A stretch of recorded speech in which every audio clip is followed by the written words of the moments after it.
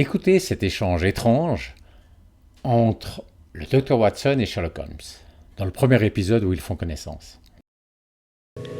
Je ne connaissais Sherlock Holmes que depuis 24 heures, mais déjà j'étais frappé par ses facultés d'observation vraiment fantastiques et par sa personnalité déconcertante, qui parfois même me choquait. Ce qui me dépassait surtout, c'était tout ce qu'il savait et tout ce qu'il ne savait pas. Oh, allons, mon cher Holmes, vous voulez dire que vous ignoriez que la Terre tournait autour du Soleil? Elle le fait vraiment? Mais n'importe quel écolier sait cela. Maintenant, je le sais aussi, et j'essaierai bien vite de l'oublier. Mais pourquoi? Oui. Pourquoi? Pourquoi devrais-je me le rappeler? Voyons, parce que c'est un phénomène naturel. Est-il important? Est-ce qu'il affecte notre vie? Si au lieu de cela, notre planète tournait autour de la Lune, ça changerait-il quelque chose à notre façon de vivre? Eh bien, si vous le prenez comme ça, non. Donc, c'est un renseignement sans utilité, et il est de mon devoir de l'oublier. Et je vous engage à faire de même. Pour le Dr Watson, la connaissance a une valeur déjà simplement pour ne pas être traité d'ignorant. Et puis il y a peut-être quelque chose en plus, c'est que quelqu'un qui ignore que la Terre tourne autour du Soleil, peut-être que cette ignorance ou cette prétendue ignorance dévoile le fait qu'il croit en secret que c'est plutôt le Soleil qui tourne autour de la Terre et se place ainsi du côté des forces obscurantistes ou du côté de l'Inquisition qui s'en est pris à Galilée quand il défendait le système de Copernic. Donc dire que la Terre tourne autour du Soleil, c'est pas seulement montrer qu'on n'est pas ignorant, mais c'est aussi montrer qu'on est du bon côté, qu'on est dans le bon camp. Pour Sherlock Holmes, l'ignorance a par contre de la valeur. Et pour commencer, l'intérêt de ne pas encombrer sa mémoire. Donc il essaye d'éviter de garder en tête plus de choses que nécessaire. Et en particulier des choses qui n'ont pas de sens. Sherlock Holmes, c'est quelqu'un qui est vraiment orienté par le désir de résoudre des énigmes. Et ça lui sied assez peu de s'encombrer de connaissances qui prennent de la place dans sa mémoire et qui n'ont simplement pas de sens. Et on pourrait mentionner d'autres valeurs de l'ignorance, notamment par rapport à la contemplation, où il s'agirait de s'approcher le plus possible d'une perception pure. Un point qu'il faut souligner, c'est que l'ignorance, elle n'est pas forcément en opposition avec la connaissance. C'est un peu comme quand on regarde un tableau de très près, comme ça, on le regarde de très près, alors on voit vraiment la structure de ce bout de tableau qu'on regarde, et puis quand on regarde depuis beaucoup plus loin, eh bien alors on voit d'autres choses.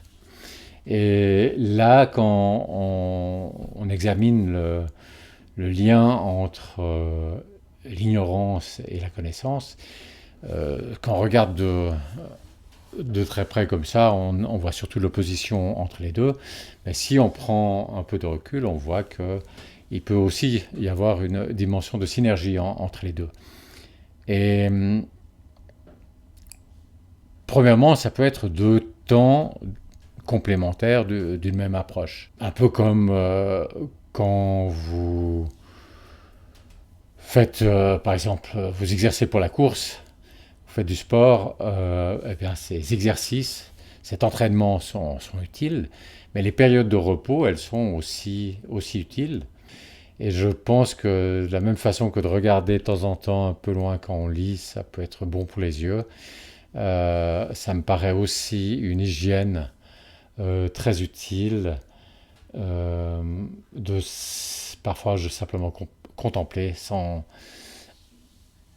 avec le minimum de connaissances, disons, en attachant le moins d'importance possible aux connaissances que peut-être on n'arrive pas à s'empêcher de se souvenir. L'autre aspect de synergie entre l'ignorance et la connaissance, c'est premièrement Il faut reconnaître son ignorance pour acquérir de véritables connaissances. Donc, il faut savoir qu'on ne sait pas pour prendre le temps de vraiment savoir. Et donc, si on a une sorte d'allergie par rapport à l'ignorance, on risque de ne pas être capable de reconnaître qu'on ne sait pas. Et puis aussi, quand on change de point de vue, ça peut arriver qu'on passe entre les deux par une phase d'ignorance, un peu agnostique.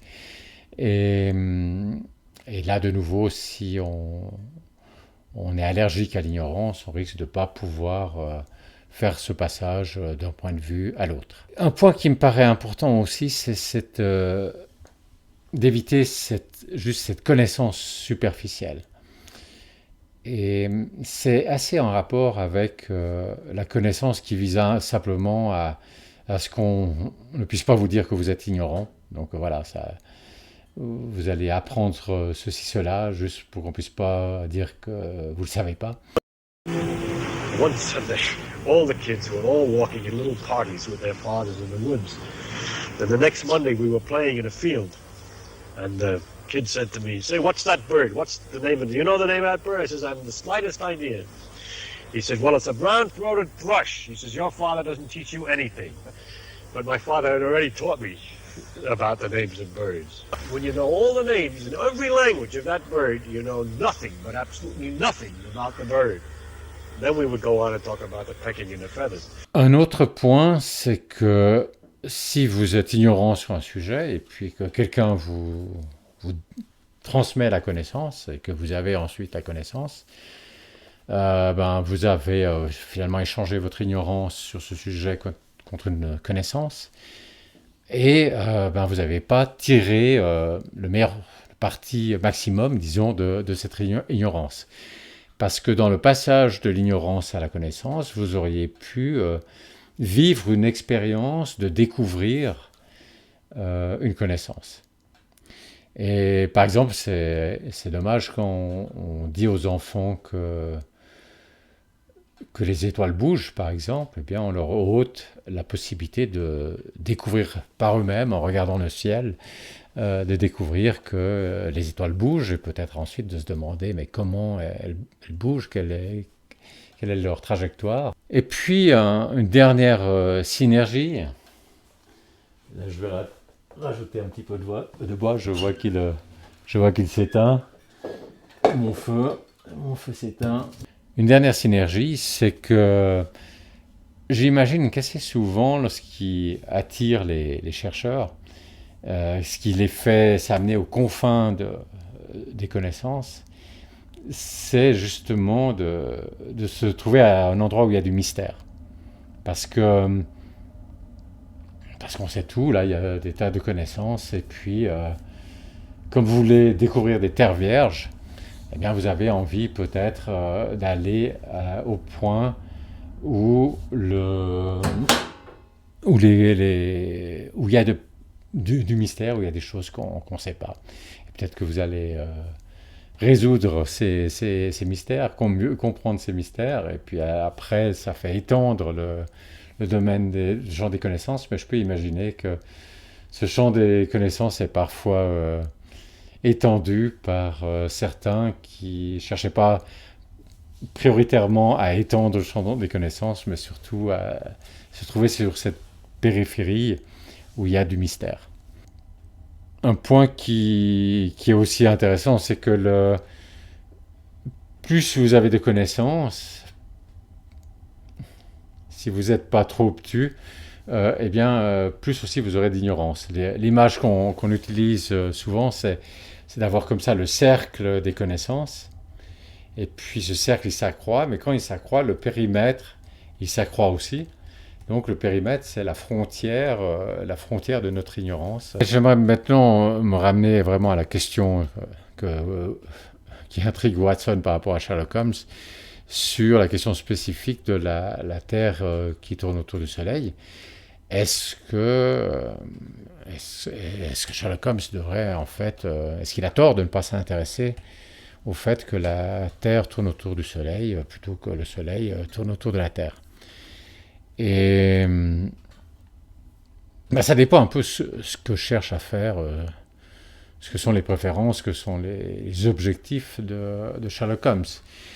Si ces objectifs sont de résoudre des énigmes, eh bien, peut-être que ça pourrait l'intéresser des énigmes scientifiques aussi. Par exemple, mais à peu près à son époque, il y avait Arrhenius qui avait trouvé que les combustibles, tout ce pétrole qu'on brûlait, ça risquait de faire un réchauffement climatique. Alors c'est bien avant que la chose soit très enclenchée et que ça devienne le thème prépondérant que c'est devenu. Mais là, Arrhenius avait trouvé que la combustion de ces énergies fossiles pouvait être le coupable. Donc pas le coupable dans une affaire criminelle, mais plutôt quand même coupable de quelque chose d'important.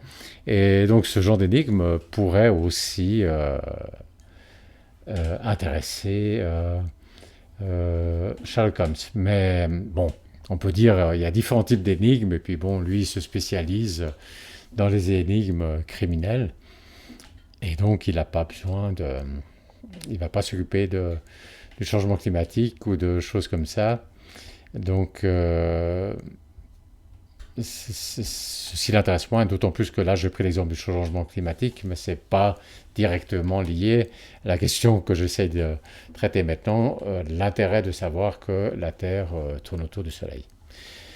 L'intérêt que la Terre tourne autour du Soleil peut quand même se manifester aussi pour Sherlock Holmes, dans le sens que premièrement, c'est un très bon exemple où on voit que regarder les choses sous un angle simple, parce que regarder les choses sous l'angle la Terre et toutes les planètes tournent autour du Soleil, ça donne une image plus simple que si on regarde les choses sous l'angle le Soleil et les autres planètes, tout ça tourne autour de la Terre. Donc il y a un intérêt à regarder les choses sous l'angle plus simple, parce que ça favorise de construire dessus. Et là, c'est un bon exemple, parce qu'après, c'est parce que il y a eu Copernic, donc parce qu'il y a eu cette idée que la Terre tourne autour du Soleil, qu'il y a eu ensuite les travaux de Tycho Brahe, qui sont des observations très précises, encore sans lunettes astronomiques, simplement à l'œil nu, mais très précises et très systématiques, et qui ont, ces informations ensuite pu être condensées dans les lois de Kepler. Et bon, ça c'est un très bon exemple de l'idée qu'on peut condenser des informations. Donc si on veut garder de l'espace mémoire, ça peut être intéressant de condenser des informations. Cet espace mémoire qui préoccupe tant Sherlock Holmes. Et après, Newton a pu, a pu démontrer finalement ces lois de Kepler en supposant qu'il y avait une force d'attraction universelle entre tous les corps. Tous les corps s'attiraient les uns les autres. Une force d'attraction gravitationnelle entre une pomme et la Terre, entre la Terre et la Lune, entre la Terre et le Soleil, etc. Donc il y a toute une construction qui a pu être faite parce qu'il y a un point qui a été pris qui était plus simple. Sherlock Holmes connaît mieux son métier de détective que moi, et donc je lui laisse le soin de décider qu'est-ce que c'est qui est utile, quelles sont les connaissances utiles pour son métier. Mais j'aimerais aussi aborder la question de Sherlock Holmes en tant que citoyen. Ça peut être intéressant pour lui de savoir comment fonctionne la science, parce que la science peut intervenir dans des questions politiques. Par exemple, il pourrait y avoir une épidémie, et puis c'est bien de savoir comment l'État doit réagir, et puis là, il va y avoir des enseignements, des affirmations, des thèses scientifiques qui vont être défendues, et c'est bien de pouvoir évaluer ces thèses, de comprendre comment fonctionne la science.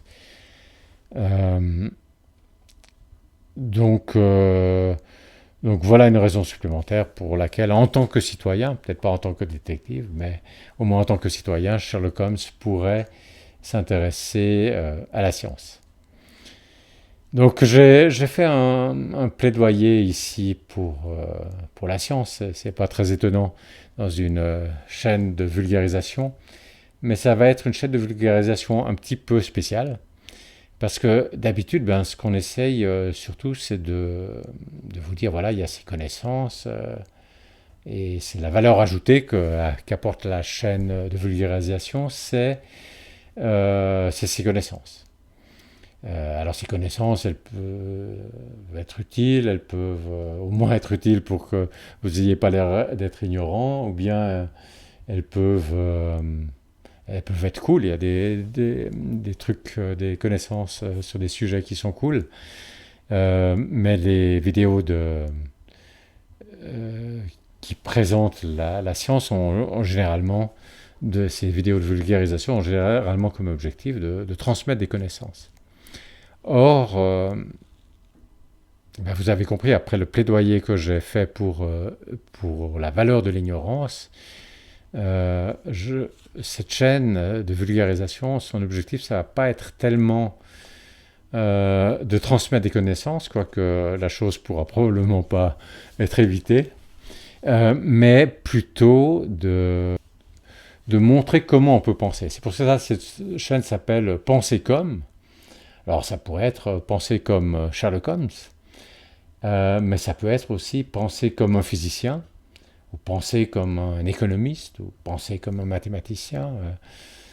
Penser comme, avec l'idée que ben, c'est peut-être des façons qui vous sont relativement étrangères, mais c'est possible que ces façons autres de penser puissent, que vous puissiez, ça puisse vous inspirer quand vous pensez sur dans votre propre domaine, au niveau professionnel par exemple, ou, ou dans votre vie privée. Et, et voilà, donc le but de cette chaîne, c'est justement pas tellement de transmettre des connaissances, mais de vous donner des exemples concrets pour apprendre à penser comme d'autres, comme un physicien par exemple. Et avant de terminer, quand même pour revenir à cette question de la Terre qui tourne autour du Soleil, et plutôt que du Soleil qui tourne autour de la Terre. Vous savez tous que la Terre tourne autour du Soleil. Et d'ailleurs, c'est une des questions qu'on pose tous les ans en Europe, dans un pays d'Europe différent, pour voir comment évoluent les connaissances scientifiques des populations. Il y a 10 questions qui ont été choisies. Parmi celles-ci se trouve la question: est-ce qu'il est vrai que la Terre tourne autour du Soleil? Et si on veut être bien noté, évidemment, il faut répondre oui. Mais quand vous dites oui, la Terre tourne autour du Soleil, vous sous-entendez que le Soleil est au centre, que le Soleil est une sorte de référentiel particulier qui peut servir de référence pour décrire le mouvement de la Terre ou d'autres planètes. Alors vous savez peut-être qu'en 1915, il y a eu une nouvelle théorie de la gravitation proposée par Einstein qui s'appelle la relativité générale, dont le principe fondamental consiste à dire tous les référentiels, tous les repères si vous préférez, sont équivalents. Même les repères accélérés, quel que soit le repère que vous choisissez pour décrire et indexer les événements, eh bien, il n'y en a aucun dont vous puissiez dire qu'il est différent des autres. Tous les référentiels sont équivalents. C'est ce qu'on appelle la démocratie des référentiels. Et donc, le Soleil, quand vous dites la Terre tourne autour du Soleil, vous faites du Soleil un référentiel particulier puisqu'il serait le centre des mouvements des planètes. Et donc, il est vrai que la Terre tourne autour du Soleil, mais il faut dire cette phrase d'une façon différente qui ne laisse pas entendre que le Soleil serait un référentiel privilégié.